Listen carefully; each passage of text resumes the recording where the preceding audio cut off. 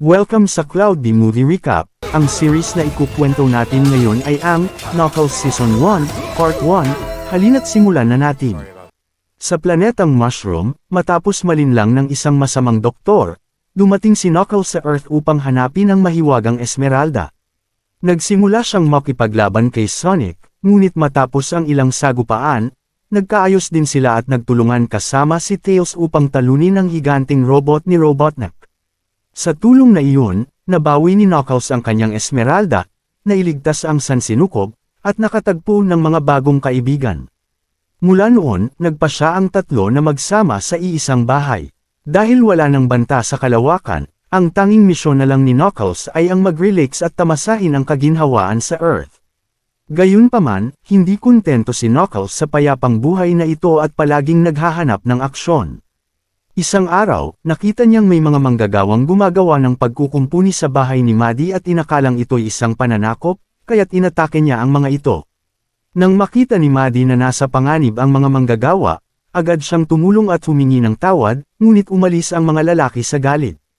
Matapos ang insidente, nagpahinga si Knuckles sa lilam ng puno habang kinausap naman ni Maddie sina Sonic at Tails, dahil alam niyang hindi niya makakausap ng maayos ang pulang dayuhan.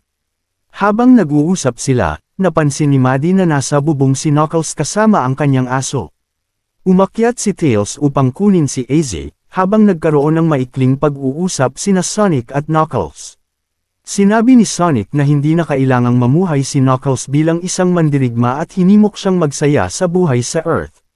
Pinagnilayan ni Knuckles ang mga salitang iyon at nagpasya siyang baguhin ang kanyang pag-uugali, mamuhay na parang nasa kanyang sariling planeta. Kinabukasan, nagtayo siya ng trono at idineklara ang sarili bilang pinuno ng pamilya. Sino man ang gustong pumalit sa kanya ay kailangang hamunin siya sa isang laban. Nang madiskubre ni Maddie na ginawa ni Knuckles na parang arena ang kanyang sala, nagalit siya.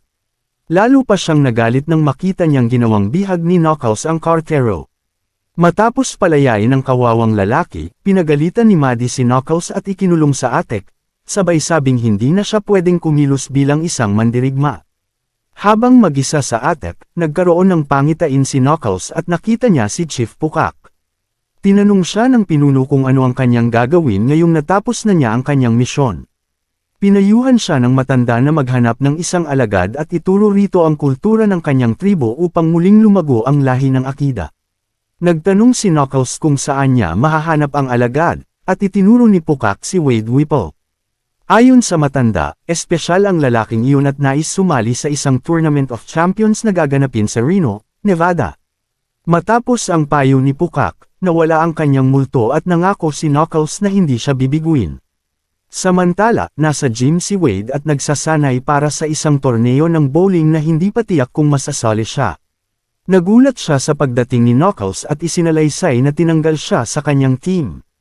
Pinalitan siya ng isang 8 taong gulang na batang babae na si Suzy, dahil hindi siya matapang para sa grupo. Ipinangako ni Knuckles na sasanayin siya upang maging isang tunay na mandirigma. Plano ni Wade na gamitin ang kanyang bagong kakayahan upang hamunin si Suzy sa isang bowling match at mabawi ang kanyang pwesto. Habang papunta sa training area sina Knuckles at Wade, nasa London naman si Agent Willoughby sa headquarters ng gun agency, minamanmanan ang bawat kilos ni Knuckles. Nang matuklasan niyang umalis ito sa Green Hills, sinamantala niya ang pagkakataon upang hulihin ito. Pinadala niya si Agent Fairley sa planetang Mushroom upang hindi niya ito may sumbong kay Commander Walters. Pagdating sa bowling club, napansin ni Knuckles na iba ang lugar kaysa sa inaasahan niya, pero hindi nagtagal ay napagtanto niyang mahusay din siya sa larong ito. Bigla na lang dumating sina Willoughby at Mason upang hulihin siya at sirain ang lugar. Agad na hinarap ni Knuckles ang mga kalaban at napansin niyang may mga gadget sila na nagpapalakas sa kanila na parang siya. Kahit nasa alanganin, nagtagumpay pa rin si Knuckles dahil buong buhay niya ay sinanay siyang maging isang mandirigma. Sa gitna ng laban, papalapit na siya kay Mason upang tapusin ang laban, ngunit binuksan ni Willoughby ang isang portal sa lupa na nagpadala kay Knuckles sa isang hall. Pag-alis ng mga kontrabida, napagtanto ni Wade na nahuli ang kanyang kaibigan. Kinuha niya ang baril na naiwan ni Willoughby sa bowling club at nagpasya siyang iligtas si Knuckles. Matapos siyang mahuli, dinala ng mga ahente si Knuckles sa isang mansyon sa gitna ng gubat at sinundan sila ni Wade. Gayunpaman, bago lusubin ang lugar upang iligtas ang kaibigan, nagpasya muna si Wade na dumaan sa convenience store para bumili ng mga kagamitan para sa pagsadya. Samantala, sinusubukang alamin ni Knuckles kay Willoughby kung paano siya natunton. Dito ibinunyag ng ahente na nagtatrabaho siya para sa isang ahensyang nag-aaral at nagkakatalogo ng mga nilalang mula sa ibang planeta. Totoong layunin niya ay kunin at ibenta ang kapangyarihan ni Knuckles dahil alam niyang kayang gumawa nito ng napakamakapangyarihang mga sandata. Ang hindi alam ni Willoughby, nasa labas na si Wade at handa nang pasukin ang mansyon. May dala siyang pares ng guwantes na mismong si Willoughby ang lumikha. Habang sinusubukan niyang gamitin ito, aksidenteng sumabog ang kanyang kotse, kasama ang lahat ng kagamitang binili niya para sa pagsadya. Ang ingay mula sa pagsabog ay nakatawag ng pansin ng mga ahente, kaya't lumabas sila sa balkonahe upang tingnan ang nangyari. Biglang ginamit ni Wade ang mga turbina sa kanyang guwantes upang pasukin ang bahay. Habang hinahabol siya, kinuha ng isang ahente ang isa sa mga guwantes at siya ang itinalagang tanggalin ang sumalakay habang si Willoughby ay nagbantay kay Knuckles. Habang naglalaban sila, nakatanggap ng tawag si Mason mula sa kanyang ina at sinagot ito. Dahil dito, naging abala siya at sinamantala ni Wade ang pagkakataon para tapunan siya ng ketchup sa mga mata. Dahil dito, nadulas si Mason at nawalan ng malay, agad na nagtungo si Wade kay Knuckles at inihagis ang guwantes upang sirain ang holo kung saan nakakulong ang kaibigan. Sa puntong iyon, sumabog ng malakas ang mansyon at napatumba ang mga kalaban.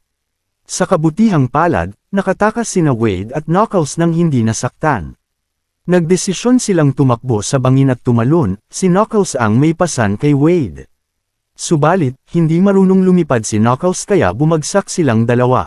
Paglapag sa lupa, nagnakaw sila ng truck upang makatakas at nagpasya munang huminto para kumain.